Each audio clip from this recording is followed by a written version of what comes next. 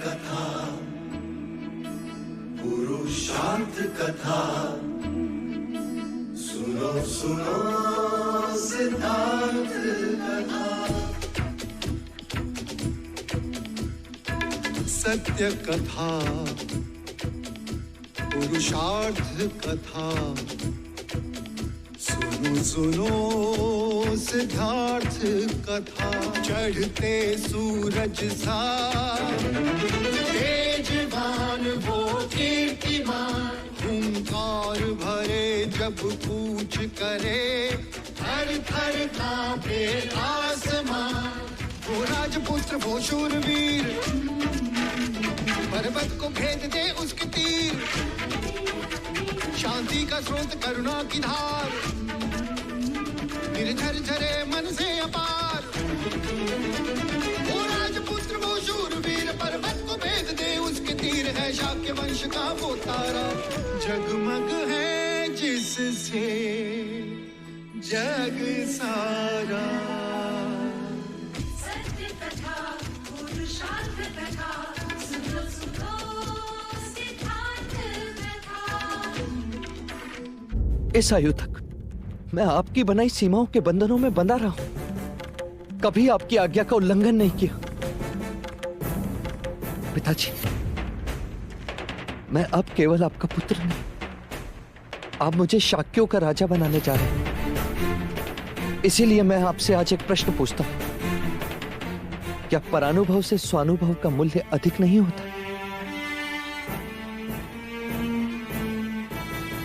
आचार्य कौंडिन्य कहते थे, सही राजा वही होता है जो राज सिंहासन पर नहीं, प्रजा के हृदय में विराजमान हो।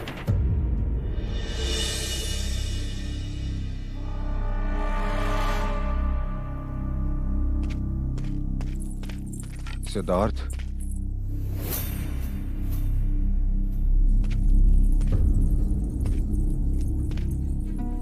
लगता है युवराज हम सबको अवाक करने पर तुले हुए हैं।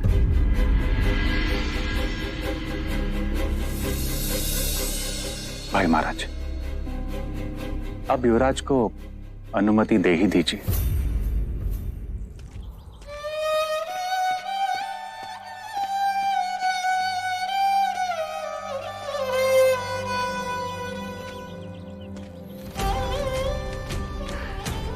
क्यों मुझे ऐसा लगता है कि सब मुझसे कुछ छिपा रहे हैं?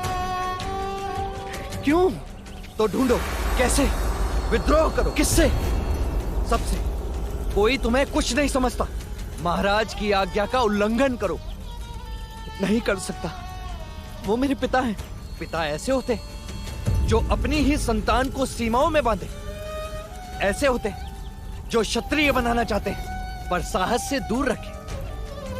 तुम केवल स्वयं के बारे में सोचो सिद्धार्थ। राज्य की सीमाओं में रहकर तुम सम्राट कैसे बनोगे? नहीं बनना मुझे सम्राट। नहीं चाहिए कोई राजपाट। मत भूलो, मनुष्य कीर्ति से अमर बनता है और कीर्ति कर्तव्य पालन से बढ़ती है। पंख फूटते ही पंछी आकाश में अपना घोंसला छोड़कर उड़ते हैं। वन में पशु स्वतंत्र विचरते हैं तो तुम मनुष्य होकर क्यों बंधे हो? तोड़ दो सारे बंधन। मैं नहीं तोड़ सकता। मैंने कहा था क्रोध सब कुछ कर सकता है। नहीं, तुम चले जाओ यहां से। मेरी तरफ दृष्टि करो, देखो मेरी तरफ। नहीं, मैंने कहा चले जाओ यहां से। मैंने कहा मेरी तरफ दृष्टि करो। नहीं, मैंने कहा दृष्टि करो मेरी तरफ। नहीं, मुझसे दृष्टि मिलाओ सिद्धार्थ, मुझसे दृष्टि मिलाओ।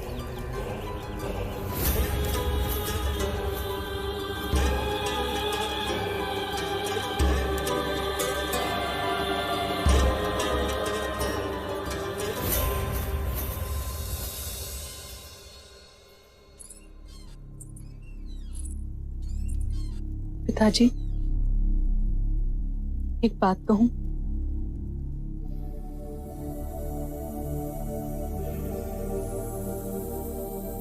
कब तक आप उन्हें वास्तविकता से और लोगों से दूर रखेंगे? अनुमति दे दीजिए। चाहे लाख जतन कर ले राजन, तेरा पुत्र सन्यासी ही बनेगा।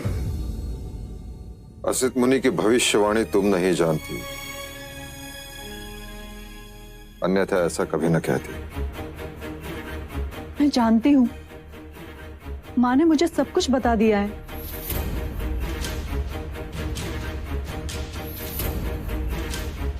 तो अब तुम ही मार्ग सुझाओ, क्या करें? गुरु वाचस्पति का कहना है कि ग्रहों के अनुसार सिद्धार्थ कोमल हृदय का है। दूसरों की पीड़ा को वो तुरंत अपनी पीड़ा बना देता है, और पीड़ा वैराग्य को जन्म देती है। वैराग्य को। कदाचित सत्य है, पर आज तक वो अकेले थे, अब मैं उनके साथ हूं। आप मुझ पर विश्वास करें। अपने पति को हर दुख से, पीड़ा से, हर चिंता से मुक्त रखना ही पत्नी का धर्म होता है। देव, गोपा बहू की बात सोचने योग्य है। आज तक वो अकेला था, किंतु अब गोपा उसके साथ है। और ये सिद्धार्थ की भावनाओं को भली भांति समझती। आप गोपा पर विश्वास रखें, वो सब संभाल लेगी। हमें इतना तो करना ही होगा, यदि हमें कपिलवस्तु को उसका पराक्रमी राजा देना है।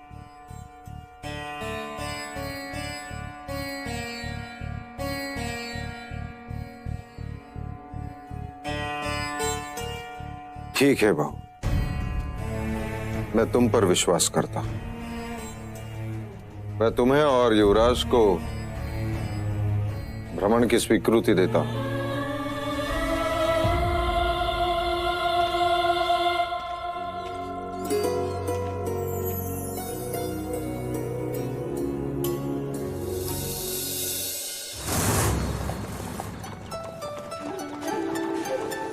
आर्य, युवराज!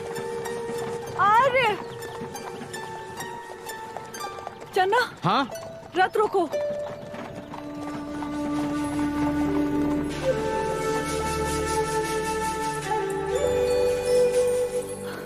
आर्य,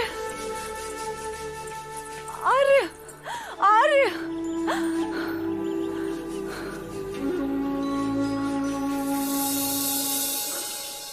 क्या हुआ गोपा? और तुम्हें क्या हुआ?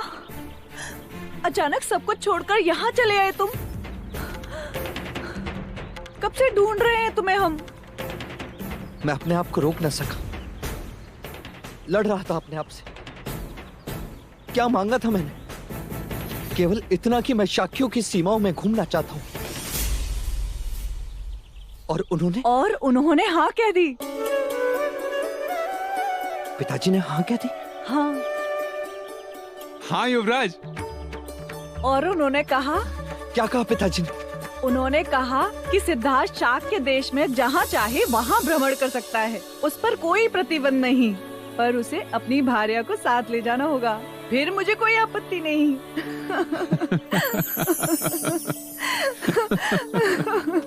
उपहास कर रही हो मुझसे? नहीं, सच कह रही हूँ।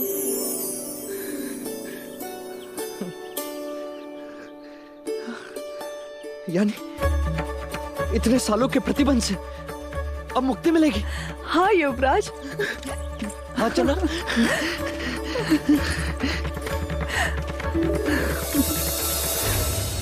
ना कोई बंधन, ना कोई उल्लंघन, ना कोई सीमा, ना अवरोध।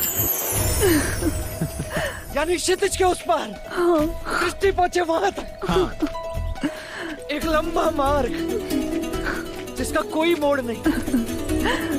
अपनी इच्छा के रथ पर सवार निरंकुश। क्या हुआ युवराज? हवाएं बदल गई गोपा, हवाएं बदल गई। चलो।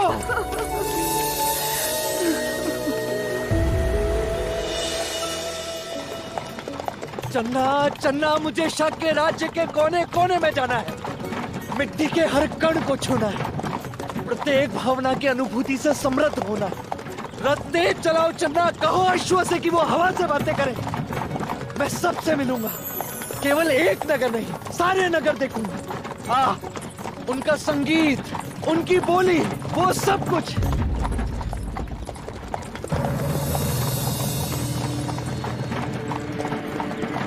मैं तो ये संदेश देने आई थी कि हल्दी लगाने के बाद आपको महल के बाहर जाना मना है। चन्ना, रथ रोको। क्या हुआ गोपा? कहाँ जा रही हो? सुनो,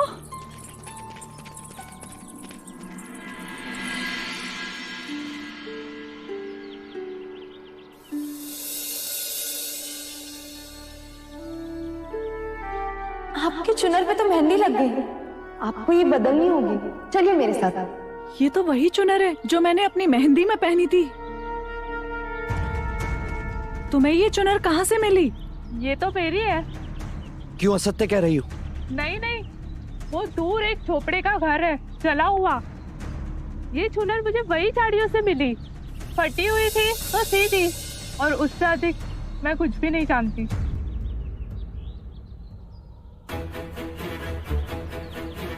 जला हुआ घर?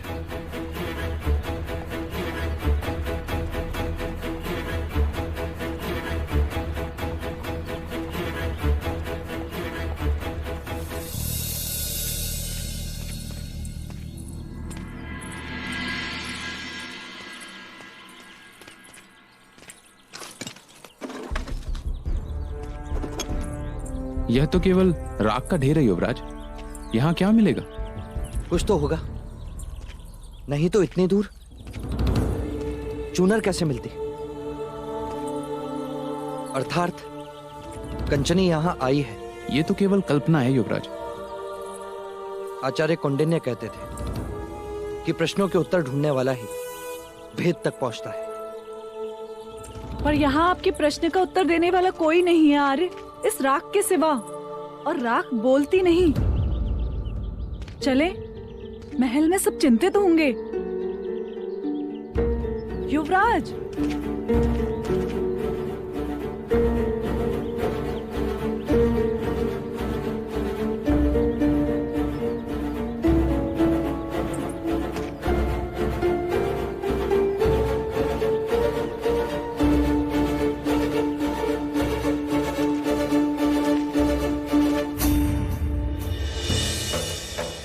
कभी कभी राख भी बोलती है गोपा, और इस समय ये कह रही है कि ये माला ज्येष्ठ की है। ज्येष्ठ! ज्येष्ठ! ज्येष्ठ कहाँ है? काम का कहाँ है ज्येष्ठ? ज्येष्ठ! क्या हुआ? चिल्ला क्यों रहे हो तुम? क्या है ये? मैंने पूछा क्या है ये? क्या हुआ युवराज? क्या ये तुम्हारी माला का टुकड़ा नहीं? हाँ है। तो अर्थात तुम जानते हो कंचनी कहाँ है?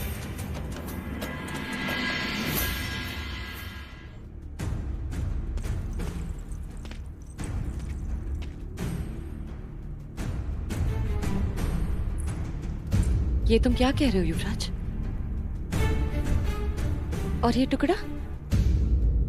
टुकड़ा मिला कहां से?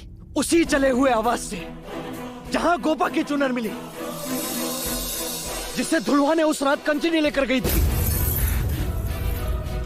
तुम जानते हो ज्येष्ठ, कंचनी के बारे में तुम जानते हो? नहीं, मैं कुछ नहीं जानता। तो ये माला का टुकड़ा वहां कैसे पहुंचा? कहा ना, मैं नहीं जानता। मेरे विवाह की रात तुम राजमहल में नहीं थे ज्येष्ठ, प्रातःकाल लौटे थे। काकी माँ भी चिंतित थी। तुम कहना क्या चाहते हो? कहना नहीं, मैं पूछना चाहता हूँ कि ये वहां पहुंचा कैसे?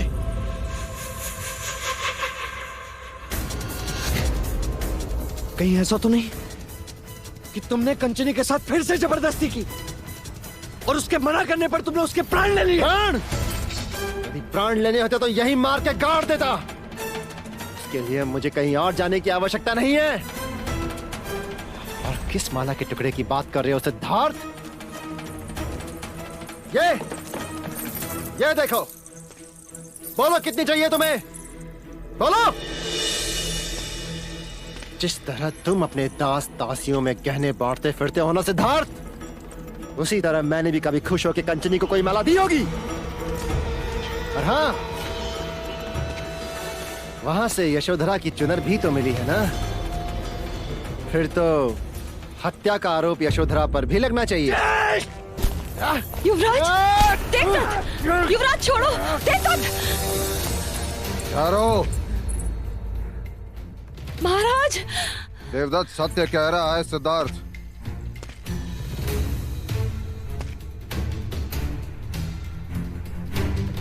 उस गणिका को देवदत्त ने नहीं मारा है।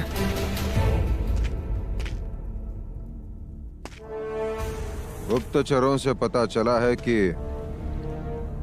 कंचनी के शव के साथ हमें कार्णिक का भी शव मिला है वहां। कौन कार्णिक? कंचनी का प्रेमी,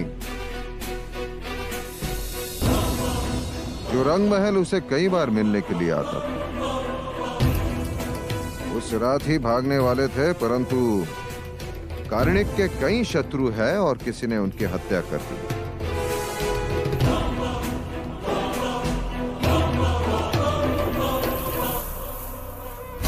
देख लीजिए महाराज, देख लीजिए,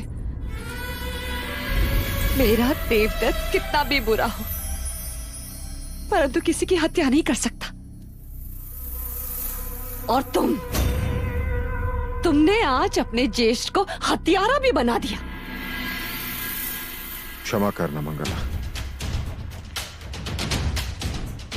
सिद्धार्थ, अपने ज्येष्ठा से क्षमा मांगो।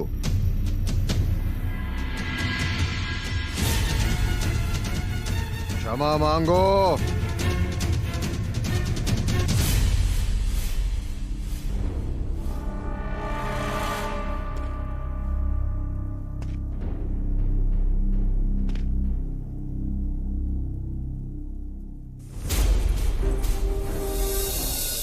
क्यों मुझे अभी भी लग रहा है कि तुम अपराधी हो।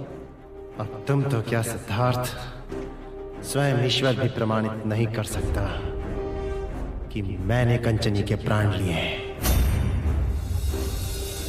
इसकी आवश्यकता नहीं है सिद्धार्थ, पर एक बात हमेशा याद रखना कि मैं तुम्हारा ज्येष्ठ हूं। ज्येष्ठ, समझे?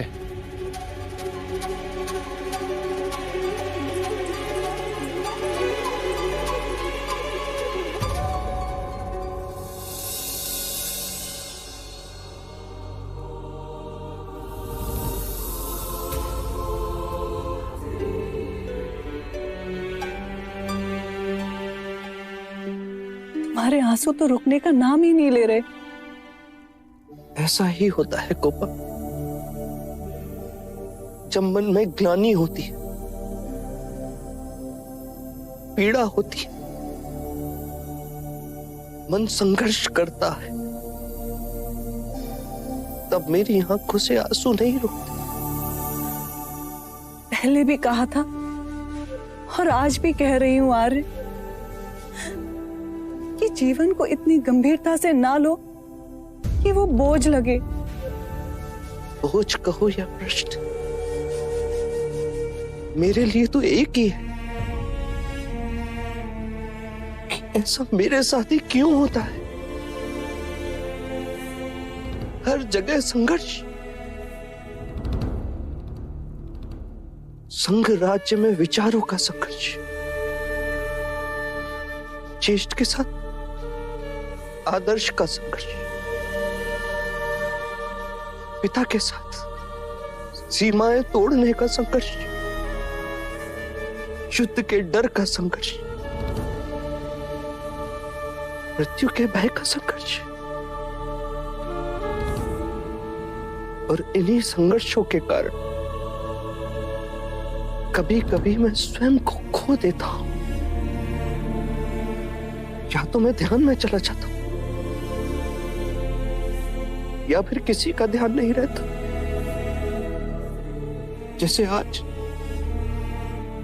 मैंने मंगला काकी का मन दुखाया। इन सारे संघर्षों का अंतिम उत्तर केवल एक ही है, आसपास की परिस्थिति को बदलो और प्रारंभ स्वयं से करो। शाक्य राज का भ्रमण करना तुम्हारी इच्छा है और महाराज की अनुमति भी है, तो हम यहाँ क्यों हैं? नई जगह में क्यों नहीं? नई जगह, नए लोग, नए विचार। हाँ गोपा, कदाचित कोई ऐसी जगह जहां पीड़ा ही ना हो।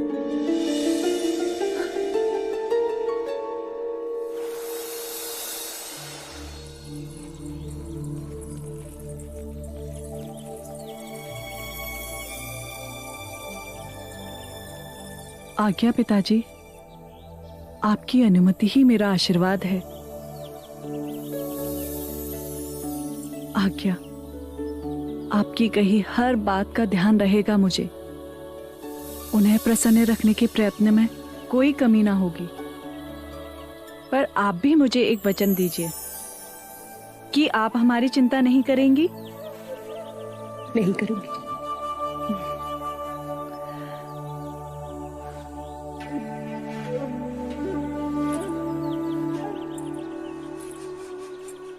आप भी महादेवी का ध्यान रखिएगा।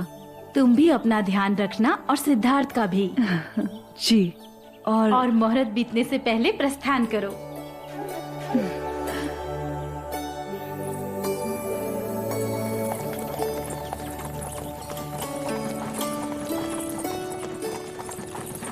अनुज। जी भाई महाराज। सिद्धार्थ की यात्रा के आयोजन में कोई कमी तो नहीं? नहीं भाई महाराज, कुछ सैनिक पहले ही भेजे गए हैं, कुछ सेवा के लिए साथ जाएंगे और कुछ रक्षक गुप्त वेश में साथ होते हुए भी साथ नहीं होंगे। युवराज की यात्रा निर्विघ्न पूरी होगी।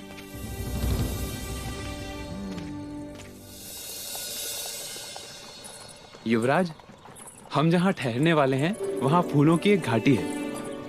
वहां राजकुमारी के पसंद के कई फूल खिलते हैं। देखो, मार्ग में दो मोर जा रहे हैं।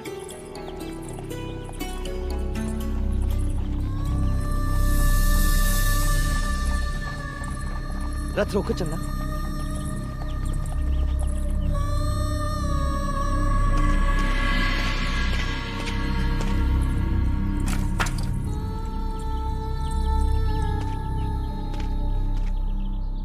आप लोग पीछे क्यों जा रहे हैं?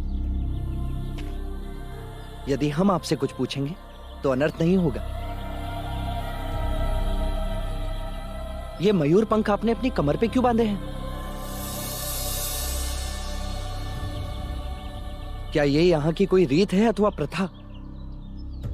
नहीं, दोनों ही नहीं। तो कारण क्या है? केवल शरीर का सुशोभन या नृत्य की वेशभूषा का कोई भाग? ना युवराज, ये ना शरीर सुशोभन है और ना ही किसी नृत्य के लिए वेशभूषा। हम अधम वर्ण से हैं। युवराज वर्ण भेद को नहीं मानते, बिना संकोच के कहो। यहाँ का नियम है युवराज, हमारे छूने से मिट्टी अपवित्र हो जाती है। हमारे पचिन्हों पर ब्राह्मणों और क्षत्रियों के पद न पड़े, इसलिए हमें अपने पद चिन्ह मिटाने पड़ते हैं। इसीलिए प्रत्येक शूद्र अपनी कटी पर यह मयूर पंख बांधते हैं।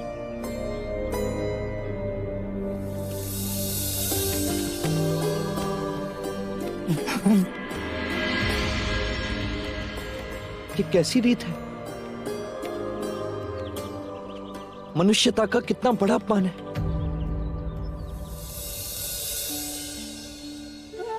क्षमा करें युवराज, अब हमें जाना होगा, अन्यथा विलंब होने के कारण हमें कोड़े की मार खानी पड़ेगी। हाँ।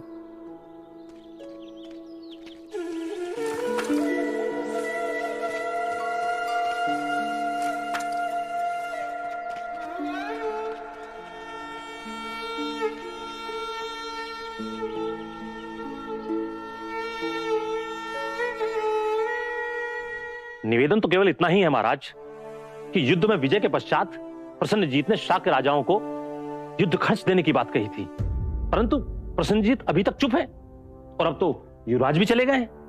युद्ध में हथियारों के निर्माण में हमारे राजकोष को भारी हानि पहुंची है महाराज, और अब तो स्थिति यह है कि राजकोष में आपातकाल के लिए भी धन नहीं बचा। आप चिंता न करें, आप मंत्री उदयन से मिलकर आवश्यक धन राजकोष से ले ले। युवराज सिद्धार्थ आते ही हम प्रसन्नजीत से बात करेंगे। एक प्रश्न है महाराज शुद्धोदन, यदि प्रसन्नजीत ने युद्ध खर्च देने से मना कर दिया तो हम महाकौशल से बात करेंगे। वो न्याय प्रिय राजा है और प्रसन्नजीत उनकी बात टाल नहीं सकता।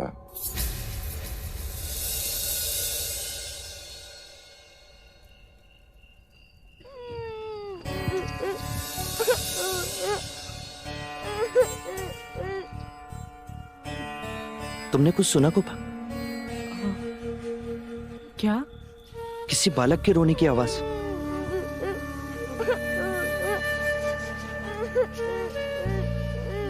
हाँ, सुनो, देखो तो वहां कौन रो रहा है।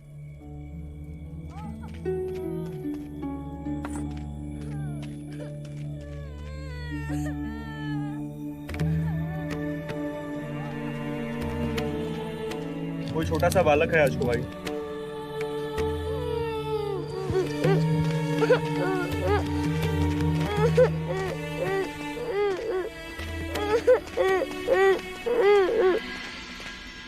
क्या हुआ?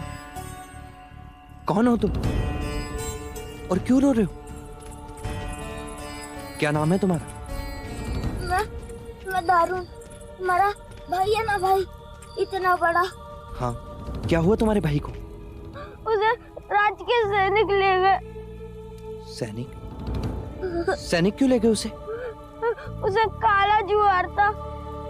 तो उसे वैधराज के पास लेके गए होंगे। ना, उसे नई नगरी ले गए।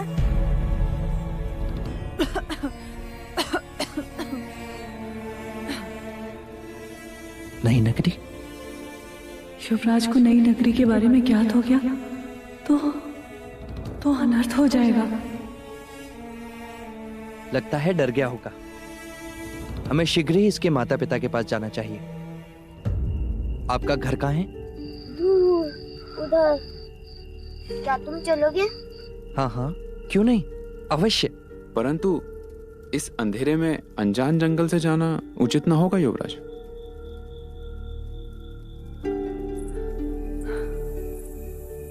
आज हम दारुण को भोजन कराकर यहीं सुला लेते हैं आर्य। प्रातःकाल हम तुम्हारे साथ तुम्हारे घर चलेंगे। क्यों, सही कहा ना हमने? हाँ, मैं रहूंगा। चलें?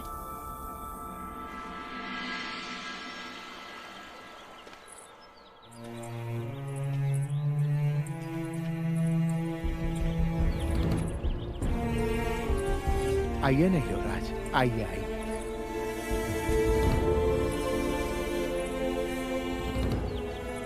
बैठिए युवराज,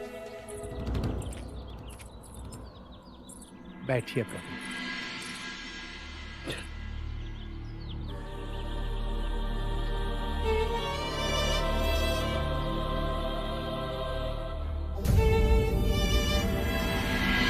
खाने में जो था सो आपको दे दिया है युवराज। आप खाएंगे तो हमें खुशी होगी।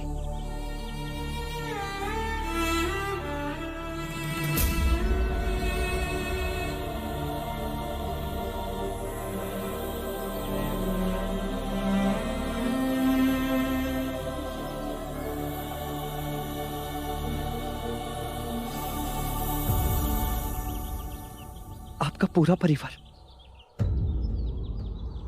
इतने चावल में कैसे निर्वाह कर लेता है? क्या करें युवराज, दिन भर परिश्रम करके इससे अधिक नहीं जोड़ पाते। वो तो गांव वाले अच्छे हैं जो हमेशा एक दूसरे की सहायता कर देते हैं, लेकिन वो भी क्या करें। युद्ध जो हुआ था उनके भी हाथ बंधे हैं।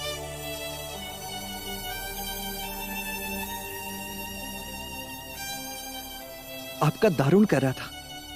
राज्य के सैनिक इसके भाई को कहीं ले गए हैं, किसी नई नगरी में।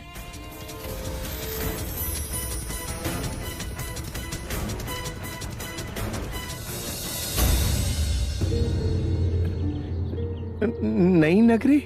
नहीं युवराज, अर्थात आरोग्य धाम। सुना है वहां रोगियों की अच्छी चिकित्सा होती है, बड़े बड़े वैद्यराज वहां पर है। मेरा बड़ा पुत्र बीमार था तो संबंधी के घर आरोग्य धाम इलाज के लिए भेज दिया था युवराज।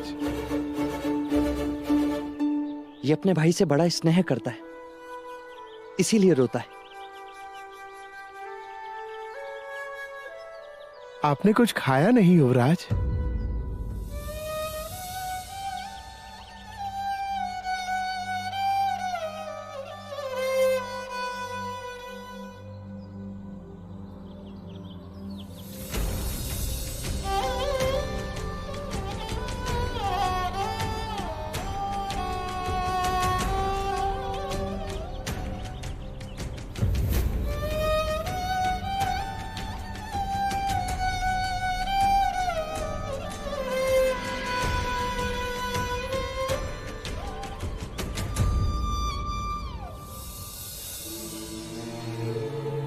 आप युवराज सिद्धार्थ है ना? हाँ। मैंने सुना है कि आप सब कुछ कर सकते हैं। हाँ, कदाचित मैं अवश्य प्रयत्न करूंगा।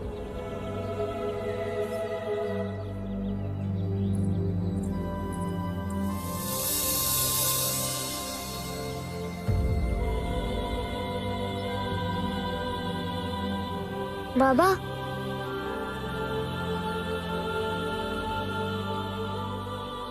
वो युवराज थे।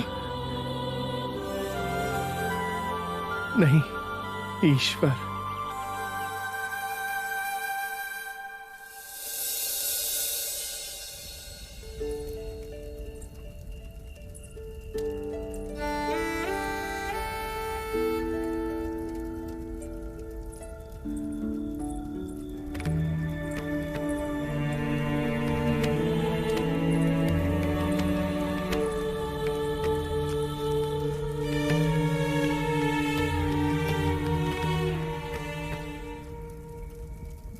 एक और संघर्ष गोपा।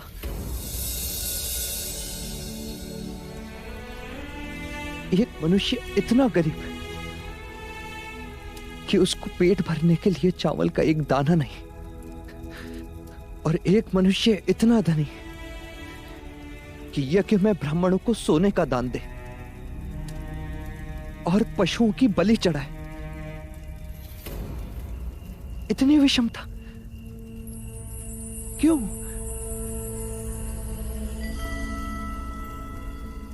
गोपा, हम महलों में रहते हैं, पकवान खाते हैं,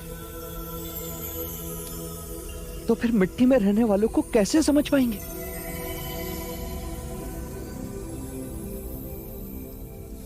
मां कहती है कि ईश्वर कण कण में बसा है, तो फिर मनुष्यों की पैरों की मिट्टी से ईश्वर अछूता कैसे हो गया? इतना मत सोचो आर्य। ठंड बढ़ रही है, भीतर चलें?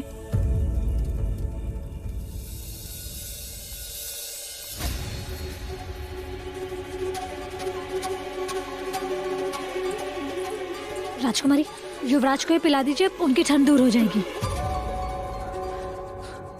मना किया था कि ठंडे पानी से संध्या में स्नान ना करें, पर युवराज माने ही नहीं। अब औषधि के साथ साथ दाने क्यों पिला रही हो गोपा?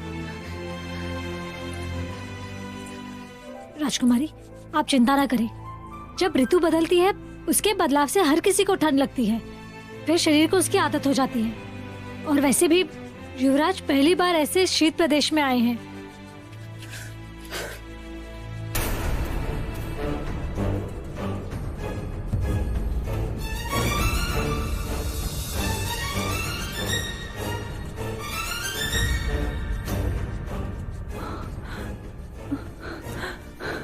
लौशिका, इन्हें कुछ होगा तो नहीं ना? कुछ नहीं होगा मुझे। यदि कुछ हुआ भी तो हम भी नई नगरी चलेंगे। दारुण के पिता कह रहे थे ना कि वहां सबकी चिकित्सा होती है, बड़े बड़े वैद्यराज हैं वहां। कुछ नहीं होगा मुझे।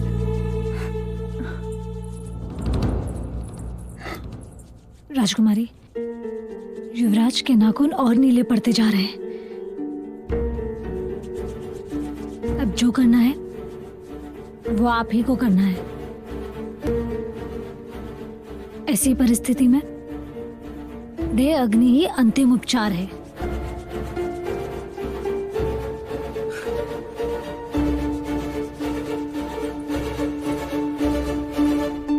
चन्ना,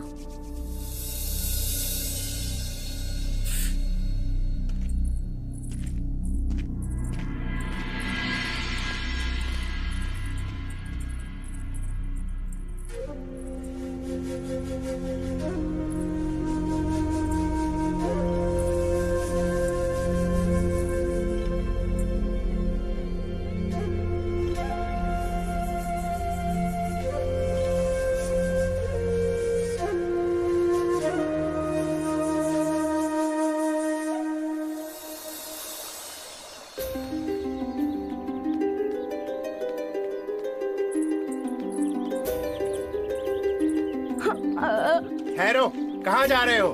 हमें युवराज से मिलना है। वो नहीं मिल सकते। उन्होंने कहा था कि वो मेरी बात सुनेंगे। कहा ना कि नहीं मिल सकते, क्यों हट कर रहे हो?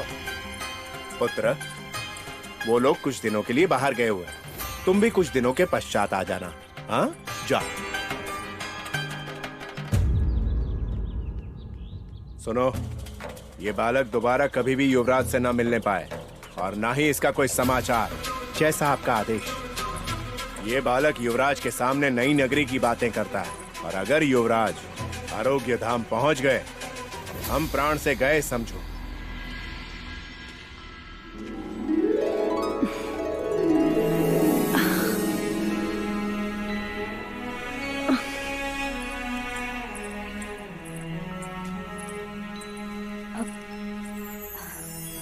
युवराज कैसे है? कुछ आराम हुआ? हाँ, वो तो प्रातःकाल होते ही सूर्योदय देखने भी चले गए। अर्थात देह अग्नि का उपचार सार्थक निकला।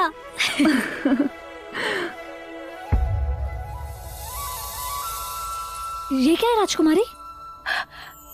क्या हुआ? आपके हाथ का वो सूत्र? कैसा सूत्र? ये सूत्र कुलगुरु ने तुम्हें पुत्र रत्न प्राप्ति के लिए दिया है। जिस दिन संतान का आगमन संभव हो जाता है, ये सूत्र अपने आप छूट जाता है। वो सूत्र टूट गया अर्थात? क्या ये सच है?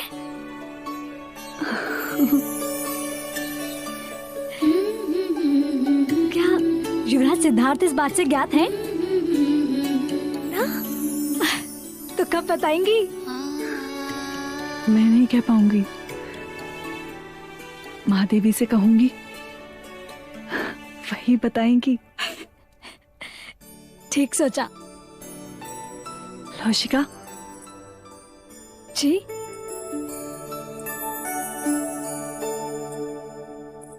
मैंने सुना था कि तुम सिद्धार्थ की दाई माँ थी। अब सिद्धार्थ की संतान की दाई माँ बनोगी।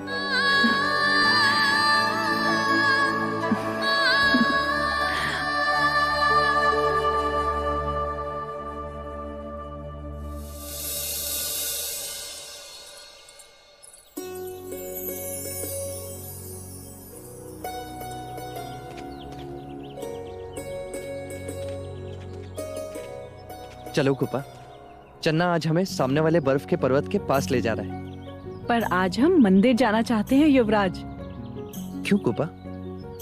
अचानक ईश्वर की इच्छा? इच्छा को जन्म लेने में समय ही कहाँ लगता है। बस ऐसे ही मन में आया तो।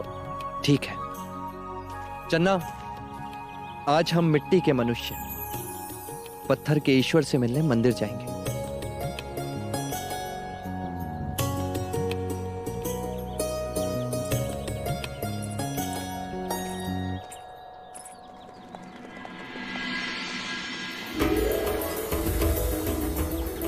तुम नहीं बताना चाहती तो ठीक है, परंतु कोई बात अवश्य है जो तुम्हारा चेहरा खुशी से चमक रहा है।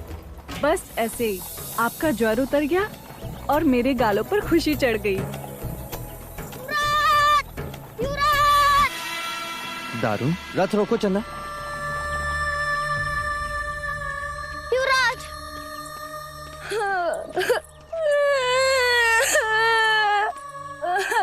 क्या हुआ दारुण, क्यों इतना रो रहे हो? हमारा भाई है ना, भाई बड़ा कल रात वापस आ गया था। हम सबसे बातें भी कर रहा था और आज सुबह से कुछ ही नहीं बोल रहा है। उसे सब नदी किनारे ले गए। सुनो, इस समय तुम अपने भाई के पास जाओ दारुण। युवराज मंदिर जाकर अवश्य तुम्हारे घर आएंगे। नहीं युवराज, आप चलिए ना। दारुण, हमें पहाड़ी वाले मंदिर जाना है, देर हो जाएगी। नहीं युवराज, आप चलिए।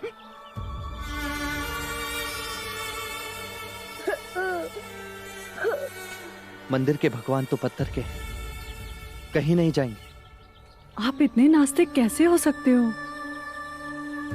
तुम सब कहते हो कि भगवान ने संसार बनाया है, तो फिर उसमें इतना दुख क्यों? इस बालक की आंखों में आंसू क्यों? मुझे लगता है सबसे पहले हमें इसकी समस्या का हल ढूंढना चाहिए। चलो दारुण।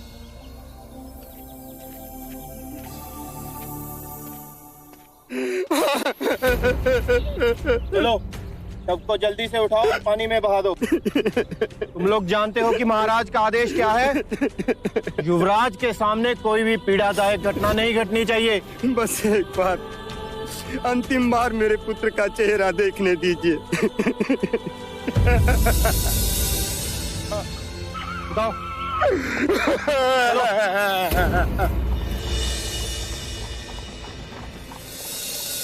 रुक जाइए।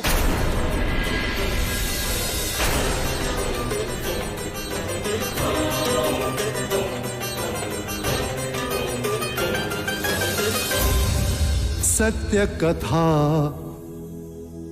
पुरुषार्थ कथा, सुनो सुनो सिद्धार्थ कथा।